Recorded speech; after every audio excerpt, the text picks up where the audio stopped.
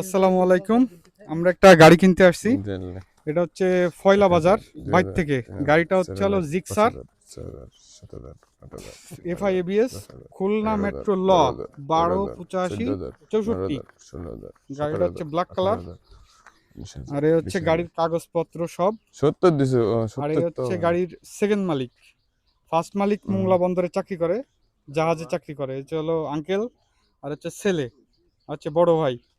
আর আমাকে বাড়িও দেয়া দিবেন। এই যে ভাই বাড়ি কোনো সমস্যা নাম নেই। পরিবর্তন ভাই গাড়ি তো সুরা গাড়িটা তো না। ওরে আল্লাহ, আপনি জাননে কবেন মালিকানা? আমি মালিকানা ফোন দিলি চলে আসো। মালিকানা পরিবর্তন করে নেব, তাই তো আমরা। হ্যাঁ মালিকানা কিন্তু ভাই আপনারা টাকা কম দিছেন 5000। আপনি টাকা সবই পাবেন বুঝে, সবই আছে টাকা। 5000 কম দিছেন। আরে 5000 কোনো কম নেই।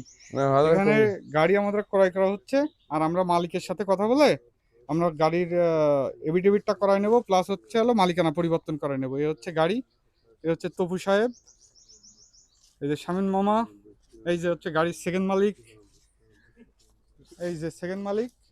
ওই 20000 গাড়ি এই ও কাকা, টাকা কি বুঝে পাইছেন?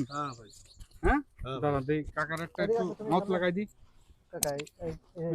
আচ্ছা কাকা আসেন তো আমরা দেই। আপনি মালিকের হাতে ধরাই দেন।